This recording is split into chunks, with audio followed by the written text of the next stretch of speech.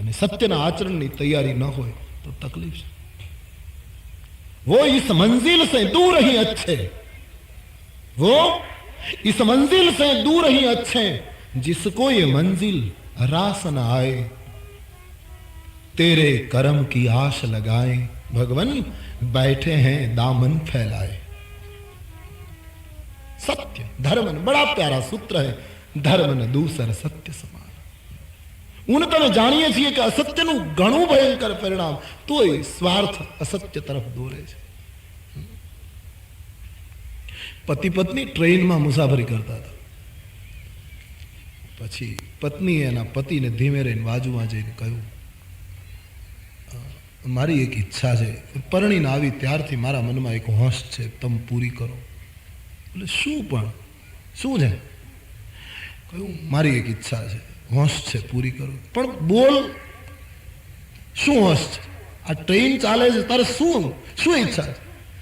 બોલે મારે આ ગાડીની સાંકળ ખેંચવાની હોશ. અરે તું રહેવા દે, આવી હોશ હોય નહીં. તને વાંચતા આવડે છે આમાં? કારણ વગર સાંકળ ખેંચનારને કેટલો દંડ થાય, કેટલી સજા થાય. આવી હોશ માણસને કપડાની હોશ હોય, ખાવાની હોશ હોય, બહાર ગામ જવાની, તને આ સાંકળ ખેંચવાની. બોલે હું પરણીને આવી ત્યારથી મારા મગજમાં ઈચ્છા છે. બધા પતિ પોતાની પત્નીની ઈચ્છા પૂરી કરે, તમે આટલું નહીં કરો. અરે પણ શું તું વાત કરે? બોલે હા મારી ઈચ્છા છે, પૂરી કરો.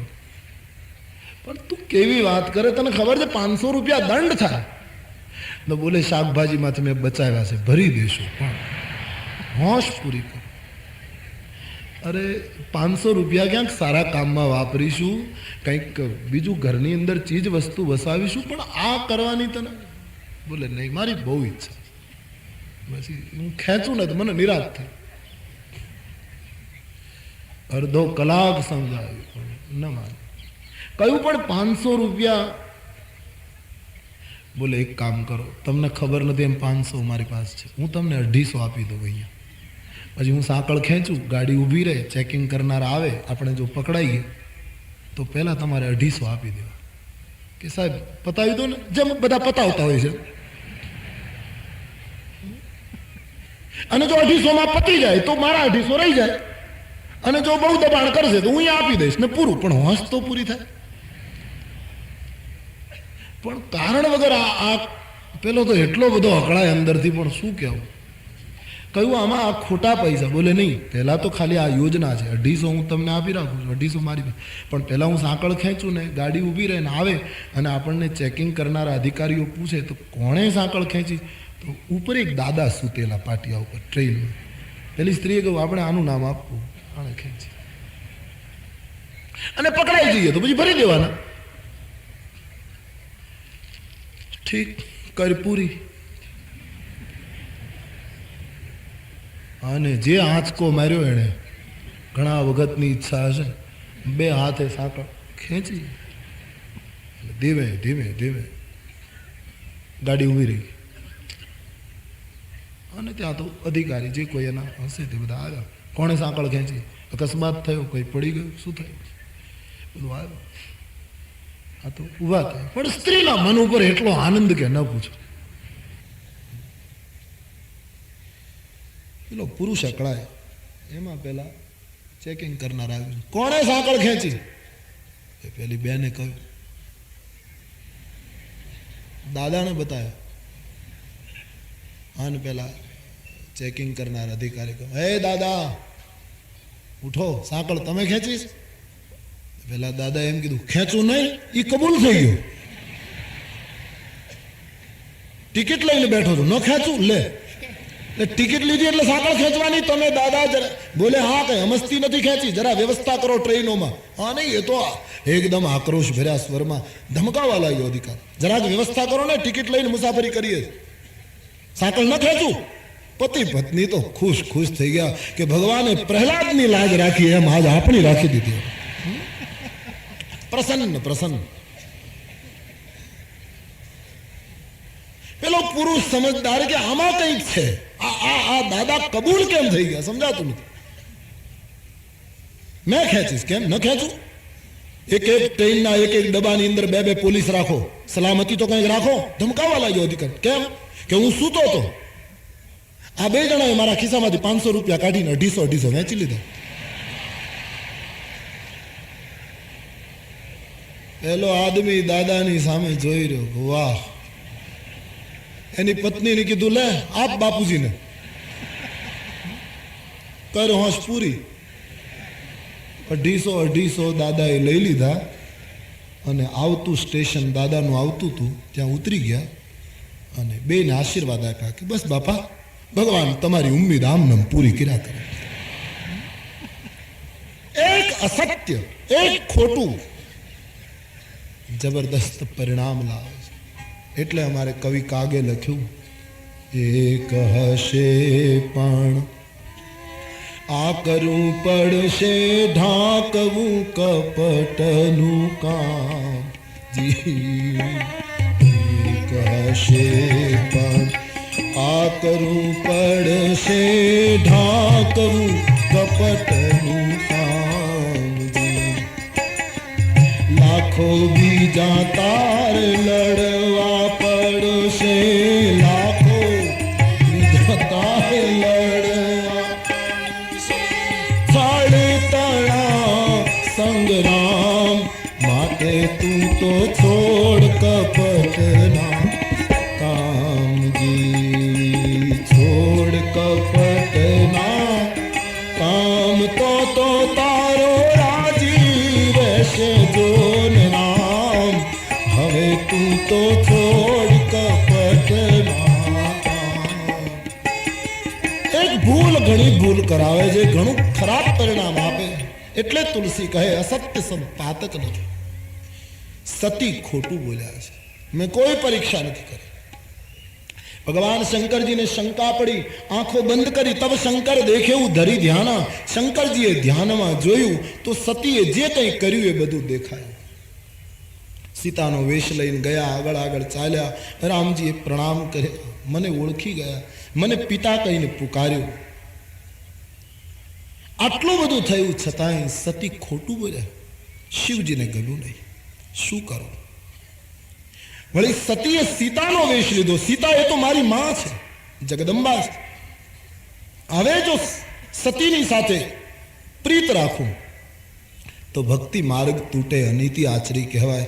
ભગવાન શંકર મનમાં સંકલ્પ કરે છે કે મારા પત્નીએ સીતાનો વેશ લીધો તો આજથી મારો સંકલ્પ છે મન હી મન કે સતીનું આ શરીર હશે ત્યાં સુધી આ સતી પણ મારા માટે માં બરાબર ગણાશે, વૈદેહી ગણાશે. આની સાથે મારો ગ્રહસ્થાશ્રમનો સંબંધ પૂરો થયો. આ શરીર હોય ત્યાં સુધી શિવજીએ સતીની સાથેનો સંબંધ પૂરો કર્યો. આકાશમાંથી આકાશવાણી થઈ, ધન્ય શિવજી, તમારા વગર આવી ભક્તિને કોણ બિરદાવે, કોણ દ્રઢ કરે ભક્તિને? આપે અદ્ભુત પણ લીધું છે. સતીએ સાંભળ્યું, શિવજીને પૂછ્યું, મહારાજ આપે શું પ્રતિજ્ઞા લીધી? શંકરજીને એમ થયું કે હું કહીશ મેં તમારો ત્યાગ કર્યો તો દુઃખી થશે, આચરણથી બતાવી દઈશ કે મેં તમારો ત્યાગ કર્યો. રસ્તામાં વિધવિધ કથાઓ કહેતા શંકરજી કૈલાસ પહોંચે છે. પોતાની પ્રતિજ્ઞાનો વિચાર કરી મૃગચર્મ બિછાવી ભગવાન શંકર ધ્યાનમાં બેસી ગયા. સતી એકલા થઈ ગયા. સતી સમજી ગયા કે મારો ત્યાગ થઈ ચૂક્યો. દૂધ અને પાણીની એટલી દોસ્તી છે કે દૂધની અંદર પાણી મળ્યા પછી પાણીને દૂધનું નામ મળે, દૂધનું રૂપ મળે, દૂધનો થોડો સ્વાદ મળે અને દૂધની કિંમતે પાણી વેચાય. આટલી એક રૂપતા બંનેની. પણ એમાં એક જ છાસનું ટીપું પડે તો દૂધ દૂધ નહીં, પાણી પાણી નહીં. એમ જીવ અને શિવનો એટલો જ નજીકનો સંબંધ છે. પણ જ્યારે જ્યારે કપટ અંદર આવ્યું છે ત્યારે શિવથી જીવ તત્વ જુદું પડ્યું છે. સતી ખૂબ પસ્તાયા, ખૂબ દુઃખી થયા. પરમાત્માની સ્તુતિ કરે છે, દુઃખી થયા છે. હે ભગવાન, તું દીન દયાળુ હોય તો કાં તો શિવ સાથે સમાધાન કરાવી દો, કાં તો મારું શરીર ખલાસ થાય. શરીર સુકાવા લાગ્યું. ખેદ ખિન્ન માનસ છે સતીનું. ભગવાન શંકર તો આરાધનામાં લીન બન્યા છે. સતી પરમાત્માની સ્તુતિમાં ડૂબ્યા છે. વર્ષો સુધી સમાધિ રહી એવું રામાયણમાં લખ્યું છે. બીતે સંવંત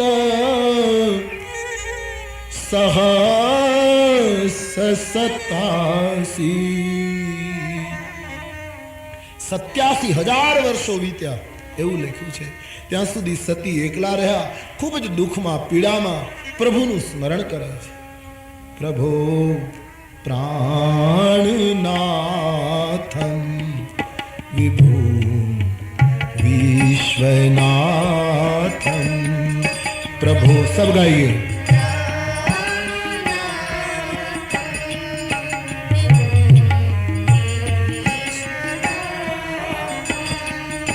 प्रभो प्राणनाथम विभु विश्वनाथम.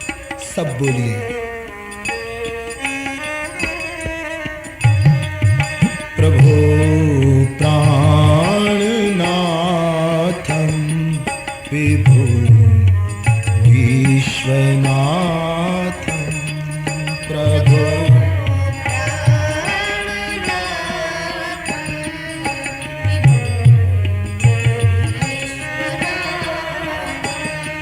प्रभु प्राणनाथम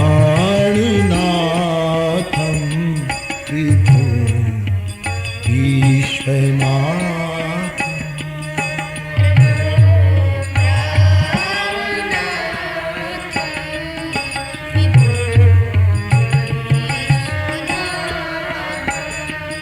शिवं शंकरं भजे भूतनाथं. शिवं शंकरं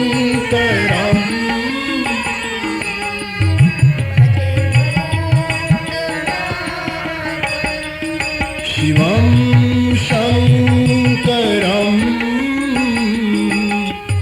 भजे भूतनाथं.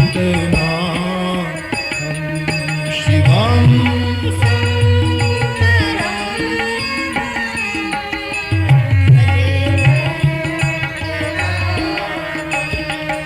प्रभो प्राणनाथम विभु विश्वनाथम.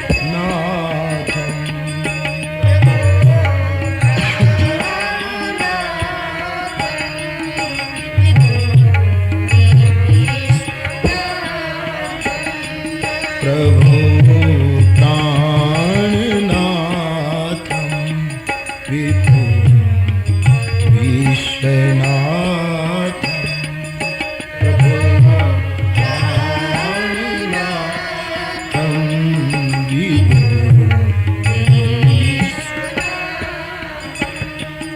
शिवं शंकरं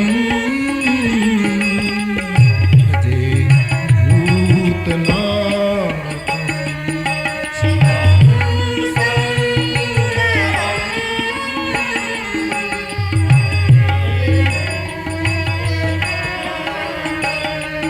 शिवं शंकरं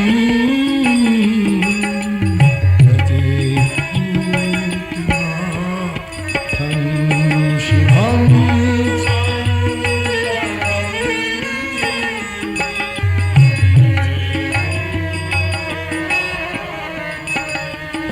प्रभो प्राणनाथं विभु विश्वनाथम.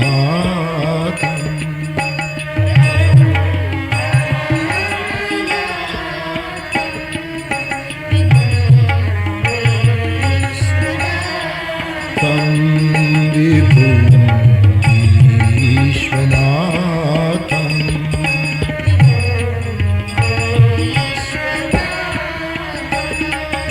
विभु विश्वनाथम.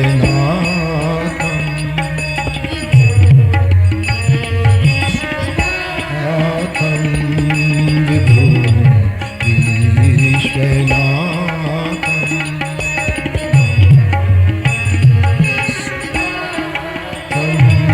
विभु विश्वनाथम.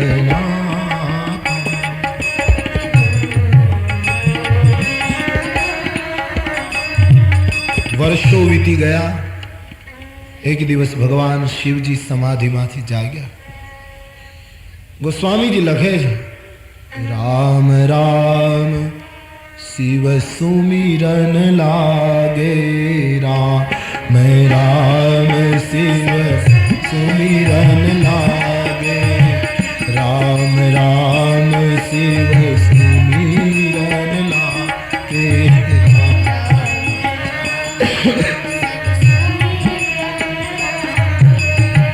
जाने सती जगतपति जागे जगतपति जागे जाने सती जगतपति जागे राम राम शिव सुमिरन लागे राम राम शिव सुमिरन लागे राम राम शिव सुमिरन लागे राम राम राम शब्द कैलाश ઉપરથી ઉઠ્યો સતીને થયું જગતપતિ જાગ્યા શબ્દ વાપરવામાં કેટલી સાવધાની ખ્યાલ આવી ગયો હવે મારા પતિ નથી સંબંધ પૂરો થઈ ગયો જગતપતિ જાગ્યા એમ ખ્યાલ આવતા દક્ષ સુતા સતી શિવજીની પાસે ગયા શંકરજી પોતાની પ્રતિજ્ઞાનો વિચાર કરીને તુરંત આસન આપે છે સન્મુખ શંકર આસન દીના આપ સામે બેસો મારી બાજુમાં બેસવાનો તમારો અધિકાર જતો રહે સતી સમજી ગયા મારો પૂર્ણ ત્યાગ થઈ ચૂક્યો છે પણ સતીને દુખી જોઈને ભગવાન શંકરજીને એમ થયું કે મારું વ્યસન જ દુનિયાના ભયને તોડવાનું છે ભુવન ભય ભંગ વ્યસનીના મારું વ્યસન જ સંસારના ભયને તોડવાનું શંકરજીનું વ્યસન આ છે ગઈ શિવરાત્રીના જુનાગઢના મેળામાં મને મુંબઈના એક ભાઈ મળ્યા મને કહ્યું બાપુ શંકરજી ભાંગ પીતા તો આપણે પીવાય મેં કીધું પીવાય પણ પ્રમાણમાં પીવાય ખબર નહીં કોણે આ નક્કી કરીને શંકરજીને વ્યસન હતું પણ ભુવન ભય ભંગ વ્યસની સંસારના ભયને તોડવાનું વ્યસન આજે શિવજીના દાખલા લઈ લઈને લોકો हाँ शिवजी ने धरीने भांगनु पान शिवरात्रि आवी रही है भांग पीवाय पण शंकर पी सके कारण के एने पहला विष पीधु એટલે આપણે થોડું થોડું પહેલા પી લઈએ ને પછી અનુકૂળતા હોય તો ભાંગ પીવી શંકરનો દાખલો લઈને વ્યસની ન થવાય ખોટા દાખલા લઈને સાધુ સંતો તો એની મસ્તીમાં રહેવું હોય એને ધ્યાન કરવું હોય અથવા તો એનાથી એને એકાગ્રતામાં મદદ મળતી હોય એટલે ગાંજો પીવે ભાંગ પીવે સાધુ સંતો માટે પણ એના નામે જે સમાજ વ્યસની બની જાય છે ઠીક નથી સંતો તો એની એક કક્ષા હોય એટલે એ આપણે જતું કરીએ કે છોડો પણ સંતોને પગલે પગલે પછી બધા જ શંકર ભાંગ પીતા હતા મહાત્માઓ ગાંજો પીવે એટલે આપણે શરૂ કરીએ નહીં ને આમાં જો કે બધાનો થોડો થોડો દોષ છે ન પીતા હોય એને પીતા કરી દે અમુક માણસ તમે જોયું છે સાચા મહાત્માઓ તો વ્યસનથી મુક્ત કરાવે પણ અમુક એવી રીતનો જે દંભ કરતા હોય એ લોકો ન પીતા હોય એને ગાંજો પીવડાવે દે વાક્યો એવા બોલે ચલમ તૈયાર કરીને जिसने नहीं पी गांजे की कली वो लड़के से लड़की भली એટલે ન પીતો હોય તોય પહેલાને શરૂ કરી દે जिसने नहीं पी गांजे की कली वो लड़के से लड़की भली नहीं समाज વ્યસનથી મુક્ત થાય રામકથાનું પીણું પીધા પછી મારી નમ્ર અપીલ છે આપને કે બીજું કાંઈ પીતા હો તો છોડી દેજો આડાવડું પીતા હો તો આડાવડામાં ખ્યાલ આવે છે ને રામકથાનું અમૃત પીધા પછી સમાજ વ્યસનથી મુક્ત થાય પણ લોકો વ્યસનમાં એવા અમારે સૌરાષ્ટ્રમાં એમ કહેવાય કે એક માણસ હોકો પીતો હતો પછી હોકો તમે જોયો હશે હોકાની નળી હોય એટલે આમ ટેબલ ઉપર પડ્યો હોય બેઠો બેઠો આરામથી હોકો ગટગટાવતો હોય એ હોકો એને ફળિયામાં આંગણામાં રાખ્યો અને એની જે નળી હતી એ 15 ફૂટ લાંબી રસોડામાં બેઠો બેઠો પીવે કોઈ મુલાકાતી આવ્યો એને જોઈને આશ્ચર્ય થયું કે કમાલ છે હોકો અહીંયા આંગણામાં અને પોતે રસોડામાં 15 ફૂટ લાંબી નળી અને હોકો પીવે જઈને પૂછ્યું આમ કેમ કે વ્યસનથી જેટલા દૂર રહેવાય એટલો ફાયદો લે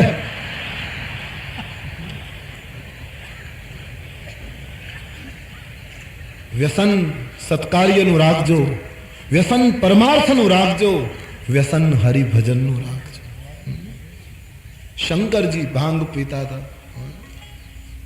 એ તો વિષ પીનાર તત્વ છે. વિદેશમાં જ લોકો પૂછે ને કે ભગવાન કૃષ્ણ ગોપીઓની સાથે નાચ્યા હતા, તો પછી અમે નાચીએ તો એમાં ખોટું શું છે? તમારા કૃષ્ણએ આ ચીલો ચાલુ કર્યો. આવો એક આક્ષેપ છે ત્યાં વિદેશમાં કે કૃષ્ણ નાચતા હતા, અમે નાચીએ છીએ. આમાં શું કામ આલોચના કરવામાં આવે પશ્ચિમની સંસ્કૃતિ?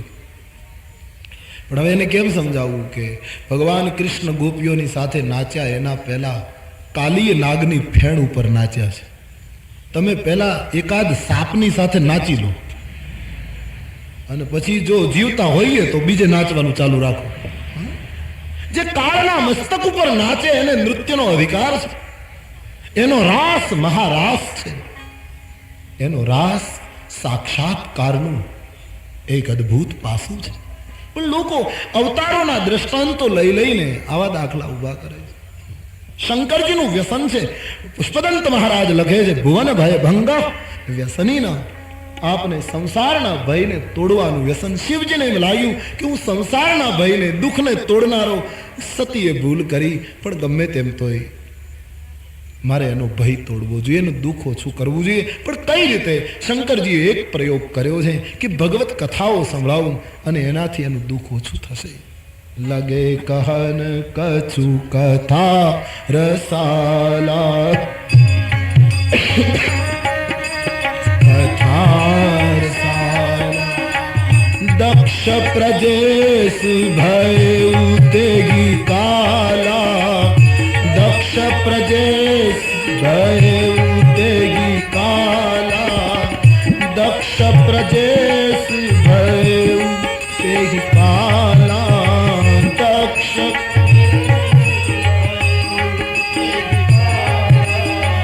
કહન લગે કછુ કથા રસાલા કહન લગે કછુ કથા રસાલા. રસપ્રદ કથાઓ કહેવા લાગ્યા. કથા દુઃખને ભૂલાવે છે. નિશંક શંકરજીએ કથાનો પ્રયોગ કર્યો છે. સુંદરકાંડમાં કથા આવે છે, સીતાજી ખૂબ વ્યાકુળ થયા છે ત્યારે હનુમાનજીએ પણ કથાનો પ્રયોગ કર્યો છે. રામચંદ્ર ગુણ બરને લાગા. સુંદરકાંડ. રામચંદ્ર ગુણ બરને सुनत ही सीता कर दुख भागा. सुनत ही सीता कर दुख भागा. सुनत ही सीता कर दुख भागा. सुनत ही रामचंद्र गुण बरन.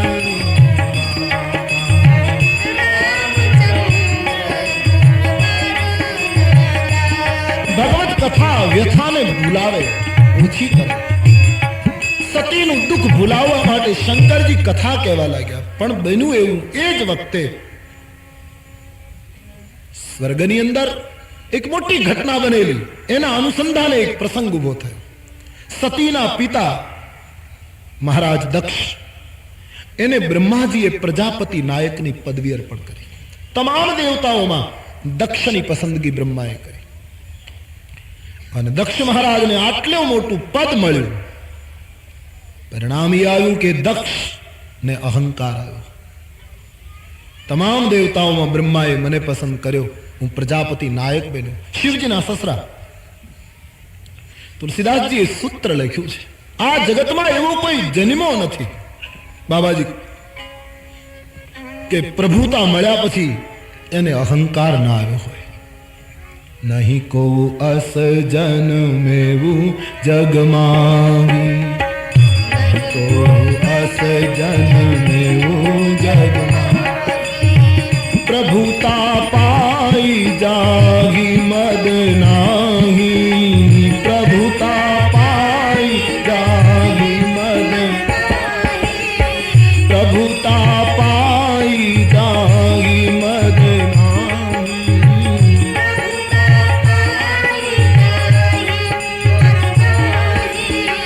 નહીં કો અસ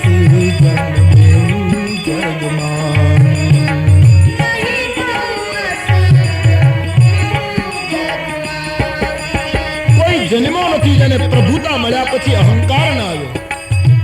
હા, રામ શરણાગતિ હશે, સંતનો સહકાર હશે તો કદાચ સાવધાન રહી શકાશે. બાકી તો સ્થાન મળ્યું, પદવી મળી, પ્રતિષ્ઠા મળી, પૈસો મળ્યો, જ્ઞાન મળ્યું, કોઈ પણ વિષયમાં અહંકાર એવું સૂક્ષ્મ રીતે કામ કરે છે, ભગવાન બચાય. દક્ષ અહંકારી બન્યા છે. એમાં દક્ષે એક યજ્ઞનું આયોજન કર્યું. એ યજ્ઞમાં એમણે તમામ દેવતાઓને નિમંત્રણ આપ્યું, પણ બ્રહ્મા, વિષ્ણુ અને મહેશ ત્રણેય દેવતાઓને નિમંત્રણ ના આપ્યું. કારણ કે ભૂતકાળમાં એવી ઘટના બનેલી. એકવાર દક્ષ મહારાજ બ્રહ્મસભામાં આવ્યા ત્યારે શંકરજી ત્યાં હાજર હતા. બધા દેવતાઓએ ઉભા થઈને દક્ષને આવકાર આપ્યો, પણ શંકરજી સ્મરણમાં બેઠા હતા. એને ખબર નહીં કોણ આવ્યું, એટલે ઉભા ન થયા. અને એ ઉભા ન થયા એનું દુઃખ દક્ષને રહ્યું કે આટલા બધા લોકો મને સન્માન આપે અને આ ઉભા ન થાય. હું જોઈ લઈશ, સમય આવે બદલો લઈશ. ત્યારથી દક્ષના મગજમાં ઘૂમતું હતું. હવે આટલા બધા માણસો ઉભા થયા એટલાથી દક્ષે સંતોષ રાખવો જોઈતો હતો. એક ન ઉભા થયા એમાં તકલીફ શું? પણ સન્માનની જેને ભૂખ હોય ને, એ મંડપમાં પ્રવેશે ત્યારે ઉભા કેટલા થયા એ ધ્યાનમાં ના આવે, બેઠા કેટલા રહ્યા એ ખાસ ધ્યાનમાં આવે કે કેટલા ઉભા નથી થયા. ત્યારથી મગજમાં કે મને સમય મળે ત્યારે હું બદલો લઈશ. ઈશ્વર સમય આપે ત્યારે બદલો ન લેવાય. આ દેશની સંસ્કૃતિ કહે છે બલિદાન અપાય.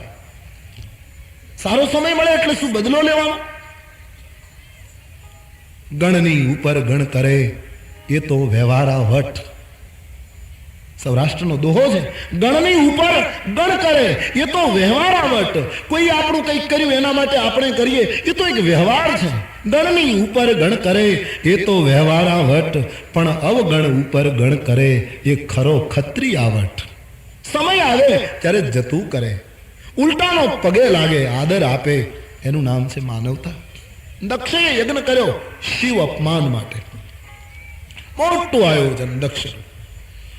બધા ઋષિમુનિઓને, દેવતાઓને બોલાવ્યા. શંકરને ઘરે પોતાની પુત્રી છે છતાં બીજી બધી પુત્રીઓને બોલાવી, સતીને ન બોલાવી.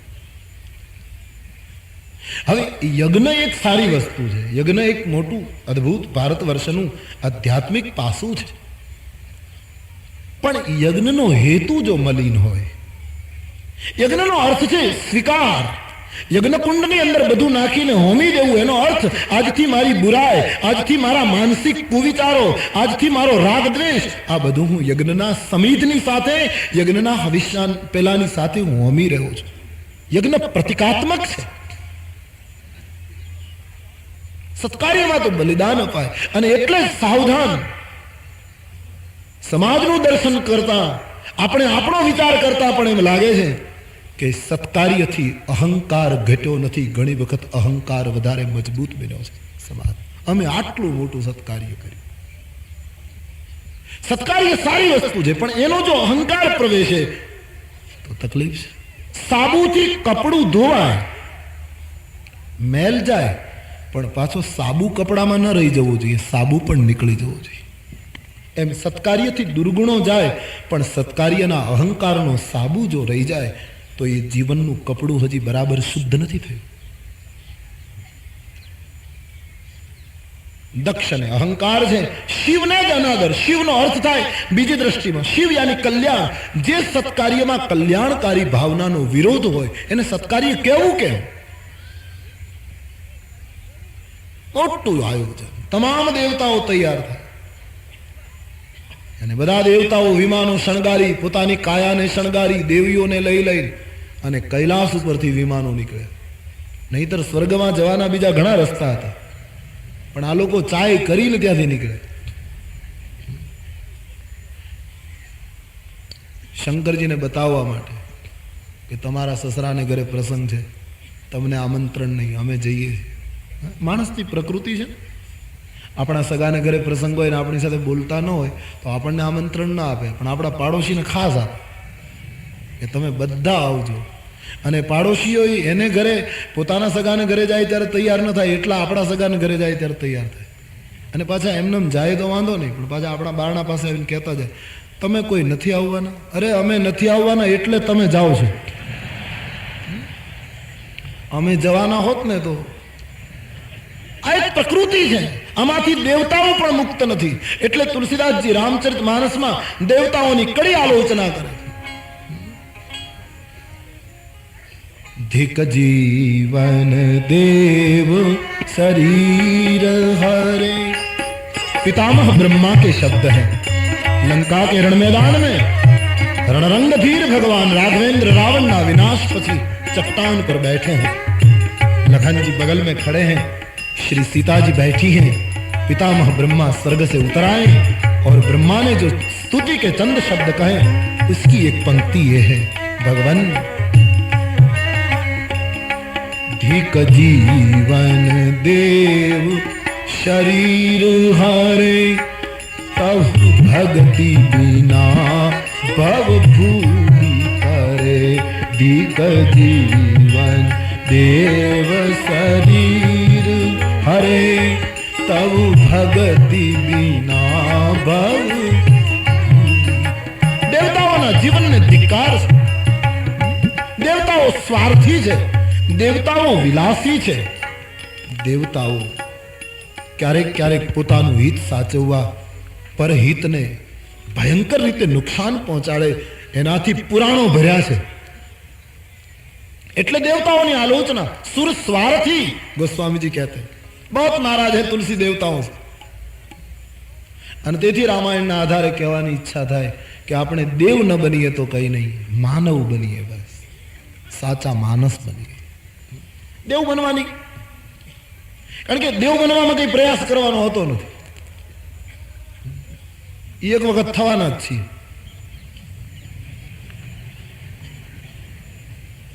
છોકરા કાગળ લખશે કે બાપા એકાદશીએ દેવ થઈ ગયા છે, એટલે એમાં કઈ આપણે જાદુ કરવાનું રહેતું નથી. મનુષ્ય બનવાનું. કોઈએ ટપાલ લખી બાપુજી ગુજરી જાય પછી અમારા બાપુજી મનુષ્ય થઈ ગયા છે, કારણ કે થયા ન હોય ને શું લખવું, દેવ જ થાય છે. देव થવાનું, મનુષ્ય બનવાનો પ્રશ્ન છે. રવિન્દ્રનાથ ટાગોરને ઠીક કહા કે મનુષ્ય બનવા ખુશ નથી, કારણ કે એક વખત મનુષ્ય બન્યા પછી પાછું વળવું મુશ્કેલ છે. પછી તો વેદના ધર્મ બનશે, આંસુડા સંપ્રદાય બનશે, બીજાની પીડા એ પોતાનું જીવન બનશે. મનુષ્ય બન્યા પછી આ ખતરો છે. એટલે મને તમને પશુતામાં જીવવું ફાવી ગયું છે, કારણ કે પાછું તો વળી શકાય, બોલી બદલી શકાય, કહેલું પેલું કરી શકાય, ગમે તેવા નિર્ણયો કરી શકાય. પણ માનવ બન્યા પછી તો ભગવાન શંકરાચાર્ય માનવ બન્યા તો કસોટીનો કોઈ પાર ન રહ્યો. નરસિંહ મહેતો માનવ બન્યો તો જેલમાં પુરાયો. જીસસ માનવ બન્યા, જડી દીધા. મોહમ્મદ માનવ બન્યા, હિજરત કરવી પડી. મીરા માનવ બની, વિષ પીવડાવ્યું સમાજ. સુકરાત માનવ બન્યા તો એની પ્રજાએ એને વિષ પીવડાવી દીધું. મનુષ્ય બનવામાં ખતરો છે. એટલે મનુષ્ય રૂપેણ મૃગાચરંતી. પશુતા ફાવી ગઈ છે મને અંતર, કારણ કે ચાલે. પણ એકવાર મનુષ્ય બન્યા પછી પાછું વળવું મુશ્કેલ છે, કઠિન. સમાજમાં માનવ નિર્માણ, હું તો સતત કહું છું કે આ સમાજની અંદર હવે અત્યારે આ સંદર્ભમાં આજના કાળમાં જગતમાં વિશેષણ વગરનો માણસ ઉભો થવો જોઈએ. સમાજ જેને કોઈ આગળ પાછળ વિશેષણ ન હોય, ખાલી માનવ. જે પરમાત્માએ માનવ નિર્માણ કર્યો એવો સમાજને હવે માનવ જોઈએ. આગળ પાછળના વિશેષણો બંધ થઈ જવા છે. વિશેષણોથી સમાજ ગભરાઈ ચૂક્યો છે. વિશેષણોએ સમાજને ભડકાવ્યા છે. સમાજ ચાહે છે વિશેષણ વગરનો માનવ. જૈસા થા વૈસા માનવ, ऋषि जैसा मानव, मुनि जैसा मानव, साधु चरित मानव. इसलिए किसी सूफी ने ठीक कहा,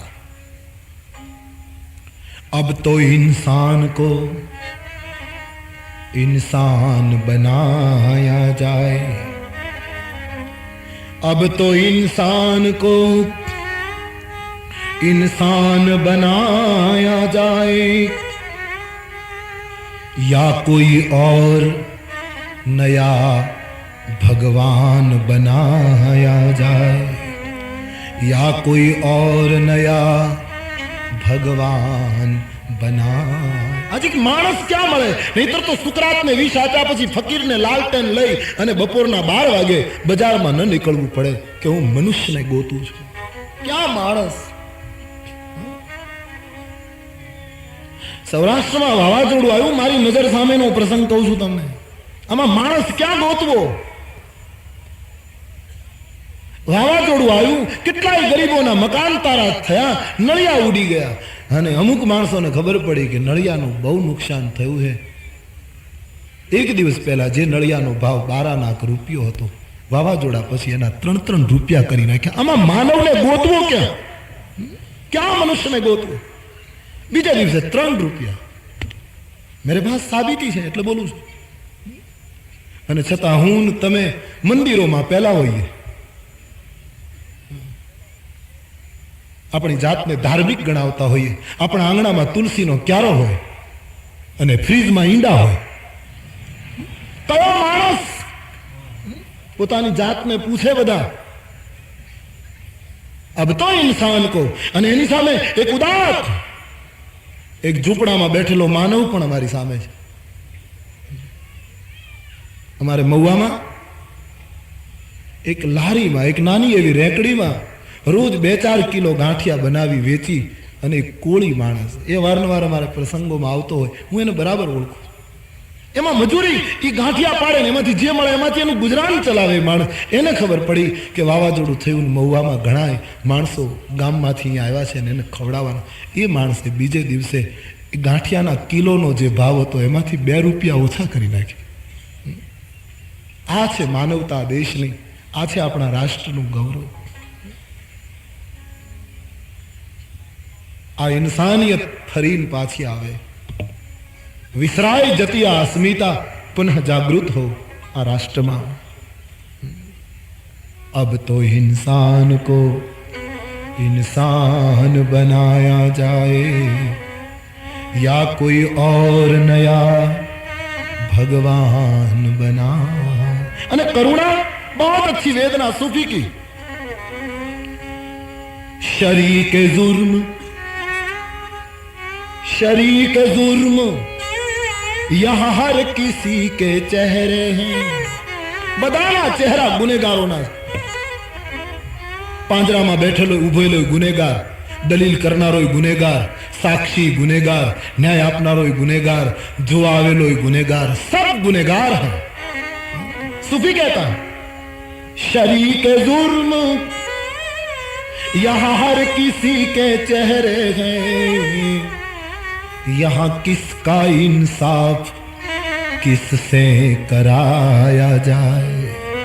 यहां किसका इंसाफ किससे कराया जाए. इसलिए अब तो इंसान को बस इंसान बनाया जाए या कोई और नया भगवान बना.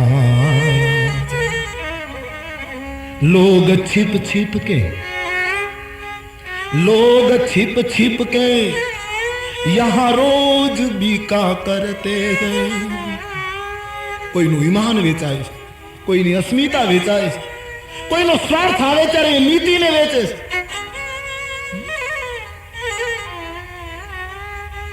આપણે કેટલા ઇન્સાન છીએ પૂછો. આજનો દિવસ આત્મખોજ કરવા જેવો દિવસ છે. પૂછો.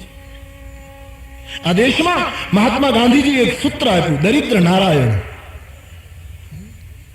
बड़ा प्यारा सूत्र. दरिद्र को नारायण का ठीक है, अच्छी बात है, बड़ी प्यारी बात है. दरिद्र में नारायण को देखे. પણ હવે એમ નથી લાગતું કે નારાયણની આગળથી દરિદ્ર નીકળી જવું જોઈએ. નારાયણ દરિદ્ર શાનો? કોઈની પાસે મકાન નથી, કોઈને પૂરતા કપડાં નથી, કોઈની પાસે કંઈક વ્યવસ્થા નથી એટલે એ દરિદ્ર.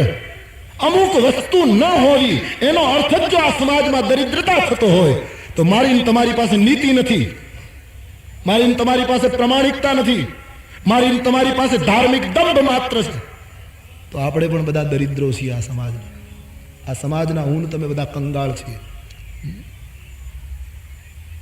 અસ્મિતા ગઈ, તૂટી રહી છે.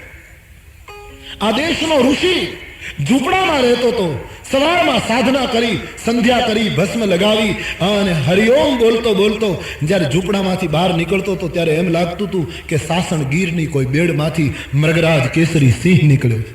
આવી એક અસ્મિતા આજે માનવ સવારમાં બાલ્કનીમાં ઊભો ઊભો દંત મંજન કરતો હોય, હવે કેવો લાગે બહુ મારે કહેવું નથી. अब तो इंसान को एक एवो मानस उभो थया समाजમાં વિશેષણ વગરનો માણસ દેવ બનવા કરતા જ્યાં મને તમને પ્રભુએ જન્મ આપ્યો છે, ભારત વર્ષમાં જન્મ આપ્યો છે, ઋષિના દેશમાં, ગંગા અને હિમાલયના દેશમાં જન્મ આપ્યો છે, ત્યાં માનવ બનવાના શપથ લઈએ.